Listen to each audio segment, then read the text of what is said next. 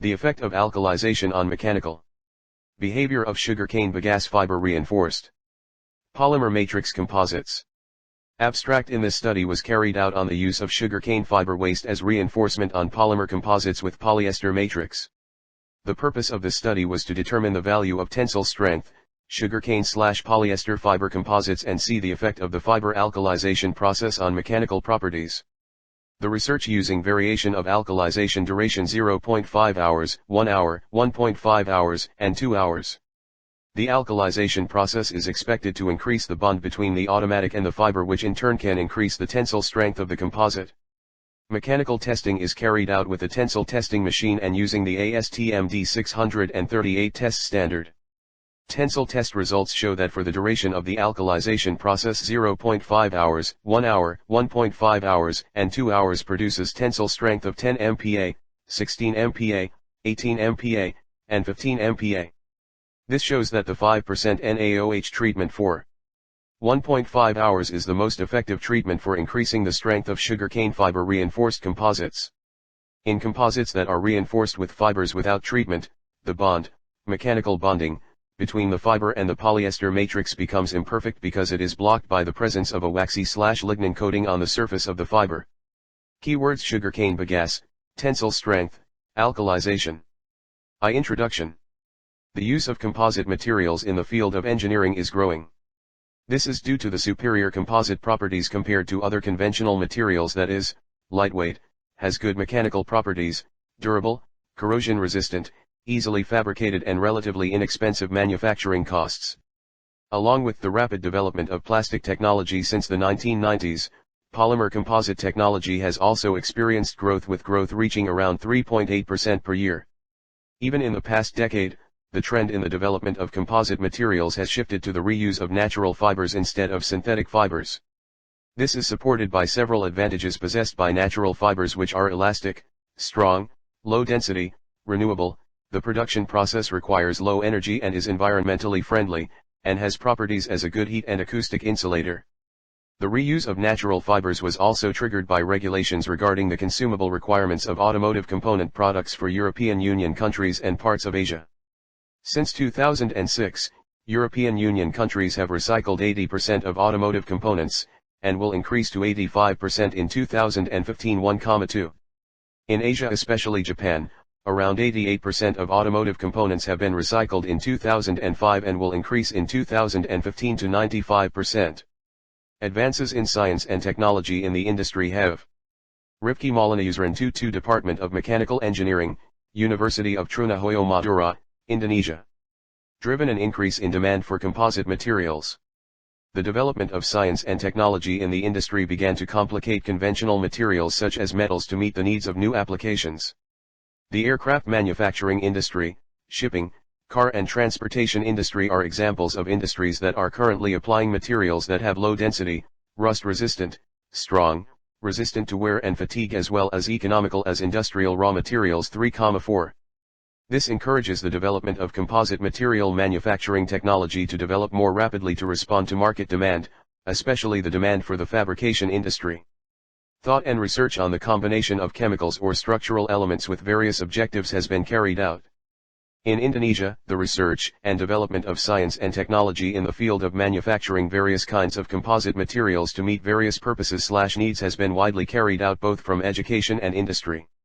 This research is reasonable due to the availability of abundant reinforcement raw material from organic composite reinforcing fibers, bamboo fiber, pineapple fiber, sugarcane fiber, banana fiber, and palm fiber, as well as inorganic reinforcing fibers, and the need/demand of processed composite material, which is quite high in market. 5,6. After the discovery of various kinds of synthetic fibers made chemically, scientists are now competing to switch to doing research on natural fibers. Scientists began to research natural properties and carry out mechanical tests on existing natural fibers. 7. The study was conducted after the known weaknesses in synthetic fibers, including, the price is relatively expensive, cannot be degraded naturally, poisonous and limited in number. Therefore, scientists are trying to research and find natural fiber substitutes for synthetic fibers that have properties, among others, easy to obtain, naturally decomposed, cheap and non-toxic, but has the mechanical strength or better than synthetic fibers. One of the many natural fibers found in Indonesia is bagasse. Post-harvest activities and processing of agricultural/plantation products, including the use of byproducts and the rest of the processing, is still less than optimal 8,9. In the sugarcane processing industry into sugar, the amount of bagasse produced can reach 90% of each cane processed. So far, the utilization of sugarcane bagasse as raw material for making particle board, boiler fuel, organic fertilizer, and animal feed is limited and has low economic value. Utilization of sugarcane bagasse as a reinforcing material for composite materials will have a very important meaning in terms of utilization of industrial waste, especially the sugar manufacturing industry in Indonesia, which has not been optimized in terms of economics and utilization of its processed products. 10. Sugarcane bagasse is a waste from the sugar processing that has not been used optimally. Based on data from the Indonesian Sugar Plantation Research Center, P3GI, bagasse produced 32% of the weight of ground sugarcane. 11. As much as 60% of the sugarcane bagasse is used by sugar factories as fuel, raw material for paper, raw material for brake canvas, mushroom industry, and others. So that it is estimated as much as 40% of the sugarcane bagasse has not been utilized. Utilization of sugarcane fiber as a composite material reinforcement has not been maximized. So far, sugarcane bagasse is only used as a substitute fuel for firewood. Judging from the potential availability of raw materials, this research is directed at utilizing sugarcane fiber from sugarcane bagasse as a reinforcing fiber for composite materials. 12. Utilization of sugarcane bagasse as a reinforcing fiber for composite materials will have a very important meaning in terms of utilization of sugarcane plantation waste in Indonesia that has not been optimized in terms of economics and utilization of processed products. This study aims to determine the effect of NaOH alkalization time on tensile strength and bending strength of sugarcane fiber composite materials using a polymer matrix. 2 research methods. 2.1 Raw material preparation. This process involves the preparation of sugarcane fiber, which will be used as the main ingredient and equipment needed in the process of making biocomposites. Bagasse fiber is first separated from the bagasse skin manually and then cleaned with distilled water with the aim to prevent sugarcane fiber from impurities. The results of the process are then dried up to a maximum of 10% sugarcane fiber moisture content. This study uses an polymer type unsaturated polyester resin with the trademark Ucaloc 157 BQTNX. In this study, the fiber making process was performed manually. Hammers, scissors, and cutters were used in separating fibers from bamboo sticks. Fiber obtained on average was obtained with a diameter of 0.7 mm. Fiber separation is indeed quite easy, but to obtain good fiber, it requires sufficient precision so that it is separated one by one. 2.2 Alkalization. Alkalization process is carried out using a chemical solution of NaOH with a purity level of 98%. Before the alkalization process is carried out, the NaOH solution is mixed with pure distillation water until the concentration of the solution drops to 5%. Furthermore, sugarcane fiber is soaked in 5% NaOH solution in a period of soaking for 0.5, 1, 1.5, and 2 hours. Sugarcane fiber that has been through the alkalization process is carried out the cleaning process using distilled water and drying in the drying furnace until the water content in the sugarcane fiber ranges from 3 to 5%. 2.3 Composite manufacturing process. Sugarcane fiber reinforced composite specimen with polyester was made using the vacuum infusion method shown in Figure 1. Figure 1. Vacuum infusion process. Vacuum infusion is a method of making composite materials by using an impermeable vacuum to press a laminate from the matrix, fibers, and other layers of the mold until the layers are integrated as a composite material. The working principle of vacuum infusion is to utilize atmospheric pressure as a pressure tool. The next process is making composite, which molded according to ASTM standard tensile and bending tests as shown in the following Figure 2. A. B. Figure 2. A. Tensile test specimen size based on ASTM D 638-03. B. Flexure test specimen size based on ASTM D 7264. 2.3 Tensile test. Tensile testing is carried out to determine the magnitude of the tensile strength of the composite material. Testing is done using a universal testing machine type tensile testing machine. The loading process in the tensile test is carried out axially or parallel to the direction of the sugarcane fiber until the main data in the form of yield stress and ultimate tensile stress are obtained. Tensile testing on composite specimens is carried out using the Shimadzu brand tensile testing instrument. 3. Result and discussion. 3.1 NaOH soaking effect analysis of sugarcane fiber with polyester matrix composite toward composite tensile strength.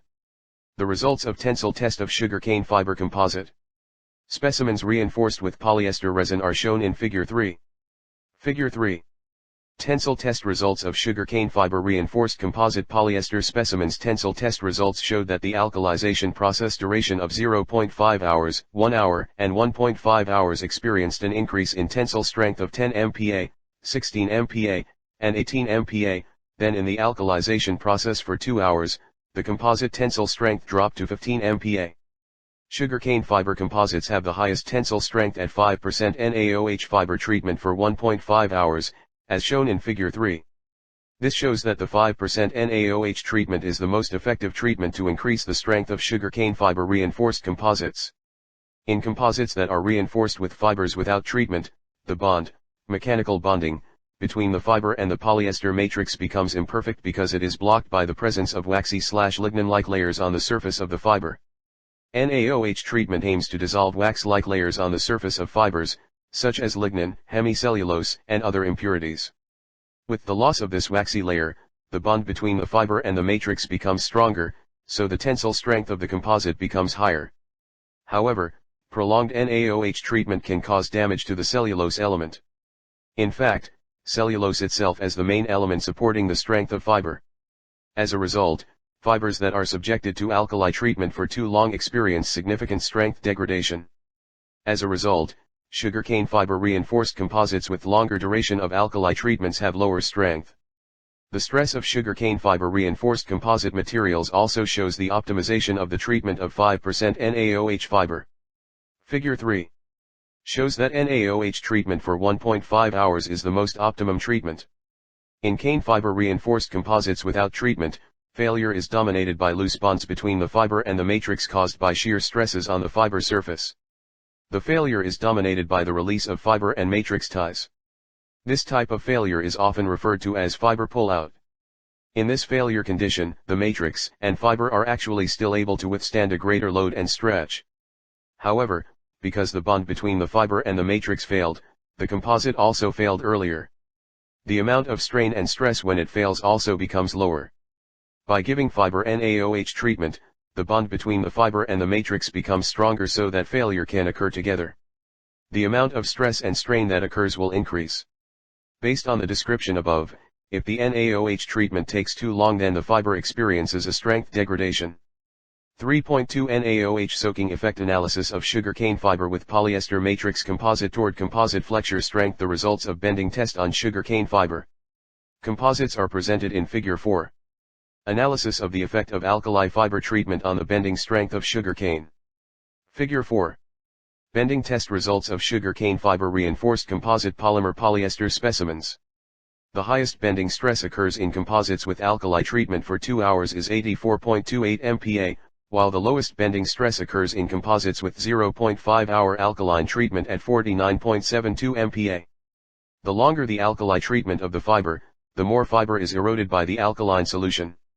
The erosion of the fiber by an alkaline solution will cause the degradation of the strength of the fiber to hold the received force.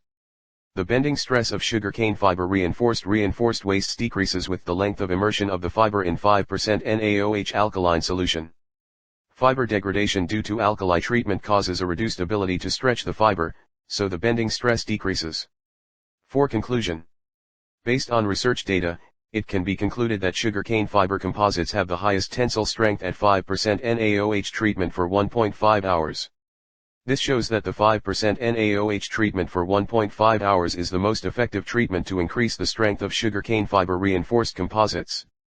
The highest bending stress occurs in composites with alkali treatment for 2 hours is 84.28 MPa, while the lowest bending stress occurs in composites with 0.5 hour alkaline treatment at 49.72 MPa.